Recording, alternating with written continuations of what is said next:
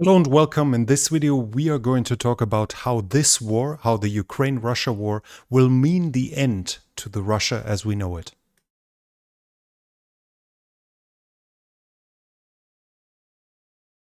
As of now, we don't know how big the mobilization will be. It's probably bigger than 300,000 that are officially announced. At least the indications are in that way. But we can't say yet whether it might actually reach the up to 1.2 million men that the opposition claimed it actually will entail. As what we do know so far, though, is that there's barely any training.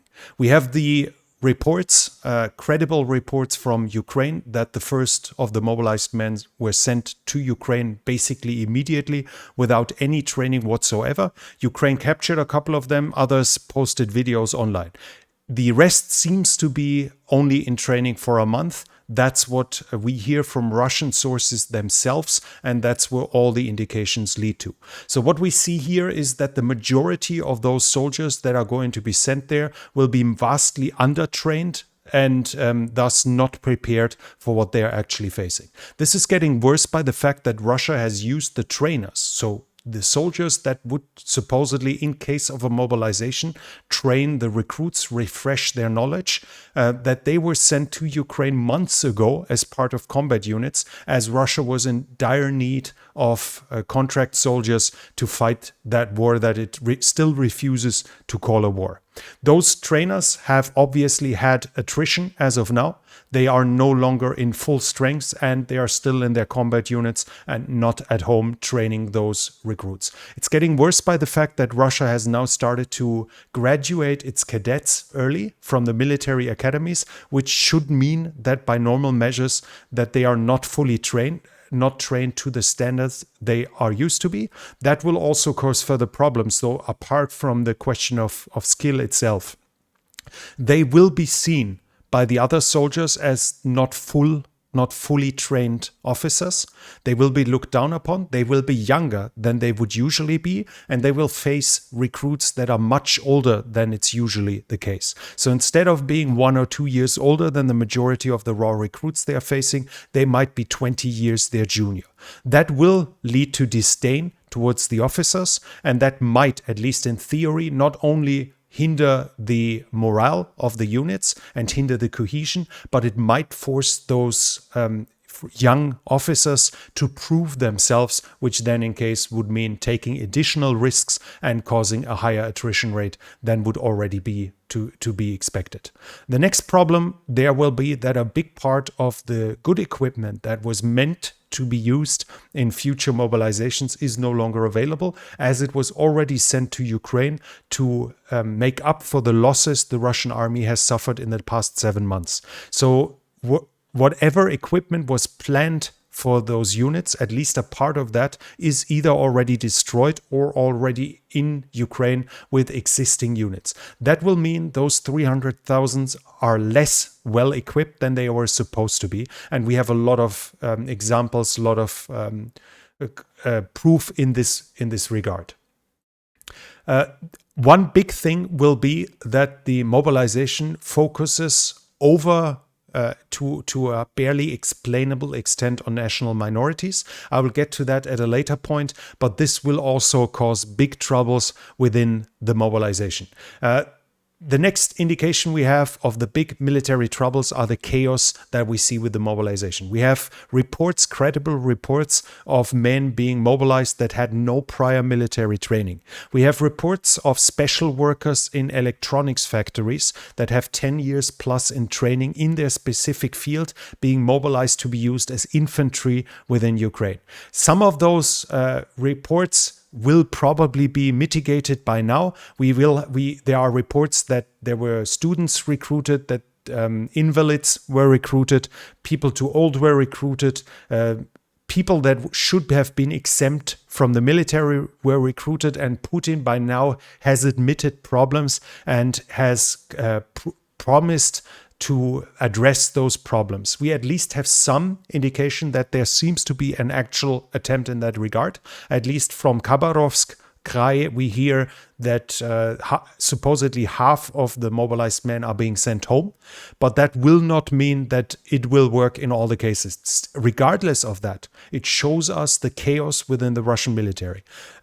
It proves that there was no grip onwards reality, at the very least with Putin, if not with the military itself. A mobilization this chaotic proves that there has been no preparation whatsoever in any reasonable regard. The Western analysts, and on this channel too, you heard it for months already, or at least on the German channel, you heard it for months that the strategic initiative will switch to the Ukrainian side by the summer. That was basically being said from late March to early April onwards. Any Western analyst worth his salt was saying the Ukrainians will take over the initiative probably in summer, if nothing fundamentally changes on the Russian side. If the Russian side had a grip to reality, they would have had months to prepare a mobilization by preparing barracks, by preparing the weapons for it, but also by creating lists of the specific soldiers to be recruited to prevent the chaos. There were months of time to go to the archives, print out lists, hand them over to the local offices. Instead, they just told the oblasts how many people they are supposed to recruit, and if they don't have enough, they just grab anyone they can. The Putin obviously has not had any information about that, but the indication would be that with Gerasimov and Shoigu, the same problem was also in existence. Otherwise, we would have had at least some preparation within the military if those are not completely incompetent and unfit to do their job.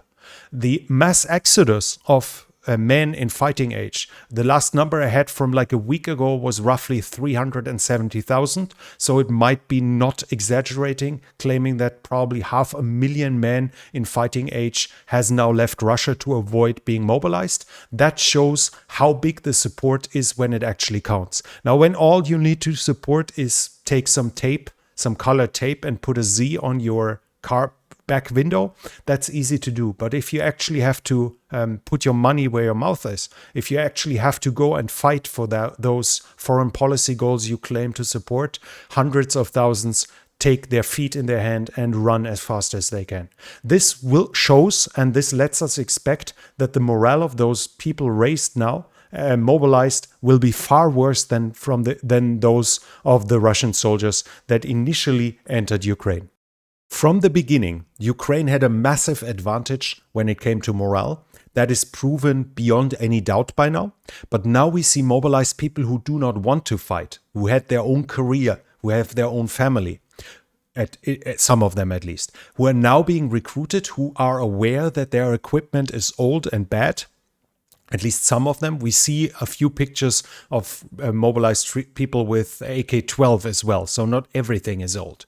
But some of them at least have very bad equipment, ancient equipment. And they are well aware that their training is really short and that they are being sent into a war where their nation has just lost several battles, which means that they have suffered serious losses. So they are fully aware that they are being sent into the meat grinder against their will.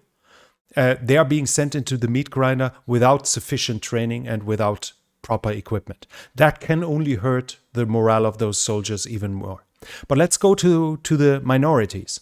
We have reports, credible reports out of Buryatia that some towns have had 25% of their male population being recruited. I've read at least one report about a town that was completely stripped of males, of adult males. So supposedly the Russian military commissars recruited every single man in that town into the armed forces.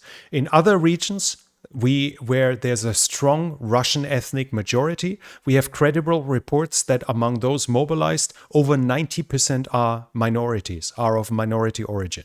A specific example was Armenian media that said that in one specific krai, 9% of the population are of Armenian origin, but over 90% of those mobilized are Armenians.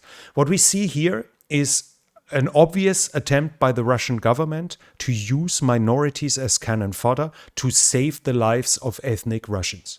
Minorities generally need a reason to stay loyal to the majority population. Since nationalism emerged, people generally want to govern themselves. So they need a reason to stay loyal to a majority, to a foreign majority and a different ethnic majority that governs them. Some of those reasons might be they accept the other ethnicity as superior to them. So they want to be with them, they want to be like them. Another one would be that they feel they are better off staying with that majority. That can be financial incentives, that can be security, that can be trade. Whatever that is, they see a direct advantage for them if they stay with the majority. Another option might be that they identify with the idea of the state, with the principles. The examples we have here are, for instance, France and the United States, where there is an idea that a lot of people of ethnic minorities can identify with and can support it. A further reason to stay loyal is that they feel like they are valued and being respected. Or we can say they stay with the majority because they fear the consequences. But if the majority is clearly using minorities as cannon fodder to save their own people, when minorities are being sent in a disproportionate amount into a war thousands of kilometers away that doesn't even threaten them, where they see that the majority who claims it's an existential threat is not willing to sacrifice their own sons, then secession isn't just an alternative. It increasingly becomes mandatory, a necessity. What we will see and what we can expect in Russia is a growth within the existing separatist movements, and we should expect new separatist movements to establish themselves. But when we talk about the support of the regime, it's also standing on clay feet as of now. Months of lying is making it increasingly hard to support the regime when the lies became too obvious. The incompetence of the military that claimed to go from victory to victory is now so obviously it can't be hidden anymore. The military community that was so far a full supporter, a feverish supporter of the Ukraine invasion, is now casting doubt and is complaining bitterly about the incompetence of the military and, in extension, the incompetence of the government. That Putin decided to liberate the Azov fighters that were captured in Mariupol is a stab in the back to every nationalist. He not only did he release those people that were supposedly an official reason for the war, where he claimed that the denazifying of Ukraine is one of the reasons to invade in the first place. Not only did he this way make his own reason for the invasion ridiculous, he exchanged them for an oligarch, a multi-billionaire who is a personal friend and the godfather of his daughter. So those people that were the enemy, that the Russian state media, the Russian propaganda turned into butchers that are hating Russian peoples, the Russian people that are slaughtering Russians and want to commit genocide. Those were suddenly being handed over for an oligarch, a friend of Putin, so basically for his private gain. This is nothing short of betrayal to the Russian nationalists, and this will cost Putin bitterly. And what we can see now currently is the infighting is starting fully. The nationalists are clashing with the Siloviki, in particular Kadyrov and Prigozhin, who are also attacking the military as being incompetent. So the three of the pillars of Russian rule are now fighting among each other and thus are destabilizing his rule. Increasingly, the further it goes on, it will destabilize Putin's position in the government and threaten it with change. Russia is also discrediting itself internationally. Nobody is needing a weak enemy or a weak friend or a weak ally. The mobilization is nothing short of a strong signal of Russia's weakness. China is interested in an alliance or in good relationship with Russia as long as it conceives Russia to be a strong ally. China itself will not ally with a weak nation that it might have to defend thousands of kilometers away in Europe. It is only interested in a nation that can help its goal of fighting Western dominance and the United States. What Russia has presented itself to be now is such a weak state that it's being degraded from a potential ally to a nothing short of a piggy bank for resources. That's what Russia's political standing in China is by now. A lot of talk is about the potential use of nuclear weapons. Should Russia actually use nuclear weapons, the whole situation will become even worse.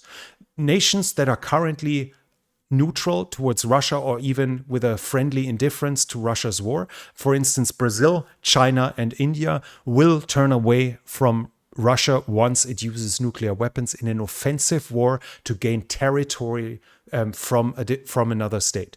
It is understandable that a nation in dire need that is being threatened in its existence might use its nuclear arsenal, but to use it offensively after an invasion of a different country to steal its territory is inexcusable and forces every nation that feels even a mild threat by a nuclear power to get nuclear weapons itself, because once that taboo is broken, Pandora's box is open. As soon as it is obviously a thing now to use nuclear weapons when you invade different countries, then the only chance to defend yourself against that are your own nuclear weapons. And this is the last thing India and China want, that everyone in their periphery is starting the race to get nuclear weapons as fast as possible.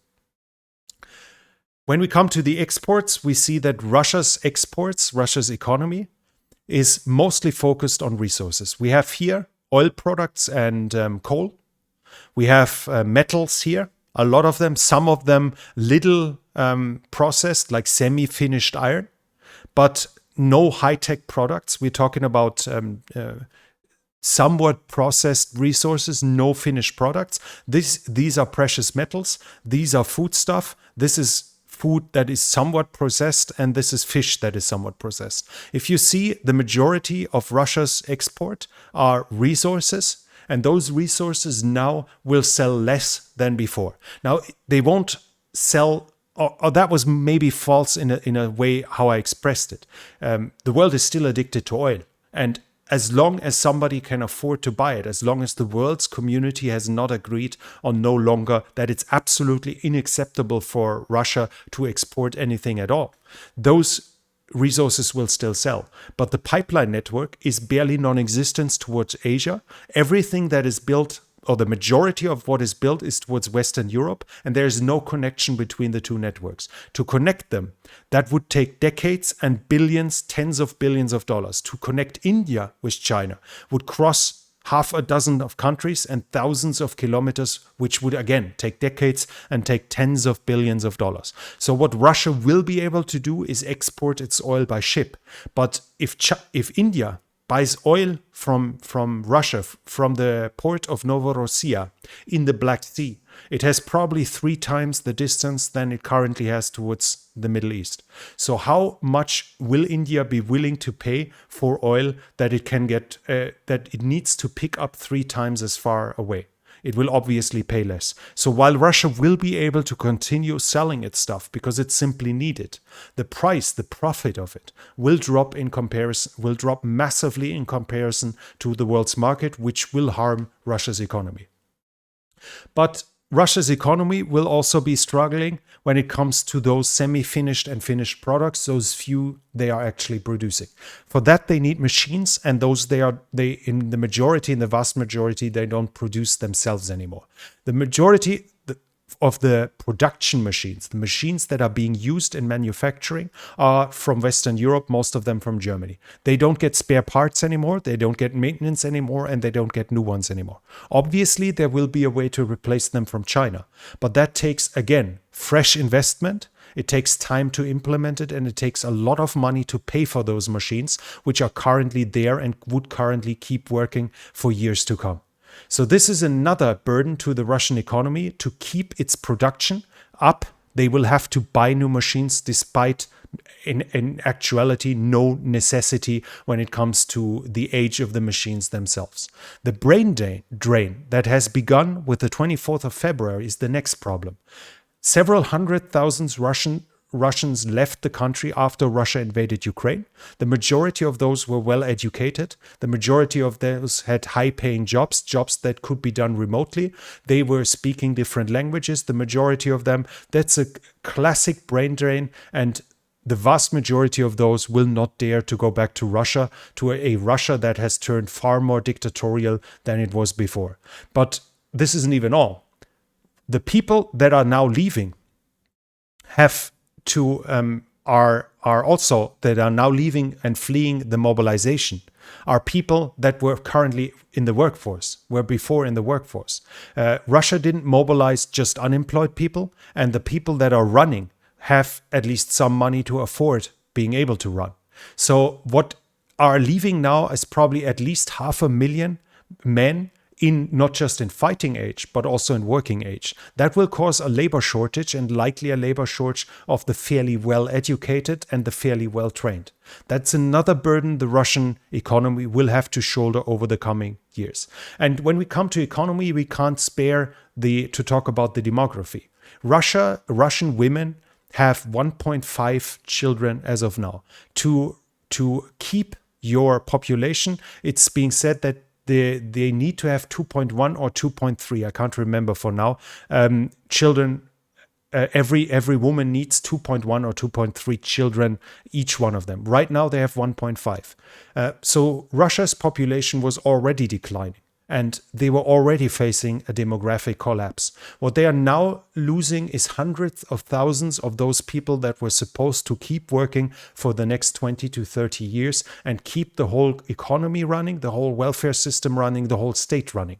For Russia, it doesn't make any difference whether they are losing a few tens of thousands in Ukraine to Ukrainian bullets and grenades, which they are currently doing, or whether they are losing hundreds of thousands running away. In the end, both of them are gone, and both of them, the majority of both, are not coming back. Well, the dead are not coming back regardless, but those that fled before the mobilization, the majority of them is not going to come back, and those that fled mobilization is probably also not coming back anytime soon, as they might be threatened with 10 to 15 years in prison. The military itself will also face massive problems even if the war is won. The whole war was not good advertisement when it comes to Russian weaponry. Now, there can be argued that some of it was bad usage, that the soldiers were badly trained. But in other cases, it's undoubtedly to say that the quality of the weapons was subpar. Russia's ballistic missiles and Russia's cruise missiles have proven to have a high failure rate, and a high failure rate when it comes to hitting the target. Those numbers of hits are far below what Russia advertised before, which will and should harm Russia's exports. But export is essential for Russia's military complex. The export is what increases the numbers in output and thus drives down the unit costs.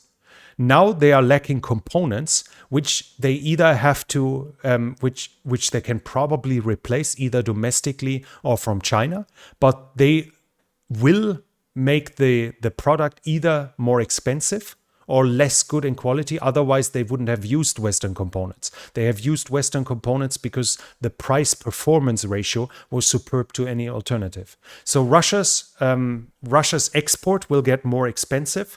The production by the components. The advertisement has been horrible, and that reduces the number of output, which makes it much harder for Russia to finance what it's actually needing for itself, as lower production runs means higher unit costs and thus a much higher costs for the Russian military to supply itself. And the money that is not being earned by this will also make it much more difficult to develop new weapons and thus keep up with the international arms market and be competitive in the coming years and decades. So to summarize everything, the Russia's economy will take massive damage because of the lack of workers, the extremely high, generally unnecessary investment costs for both export as well as for the machinery, and they will lose revenue and profit because the convenient buyers, the close buyers, the buyers that had infrastructure in existence will no longer buy from Russia.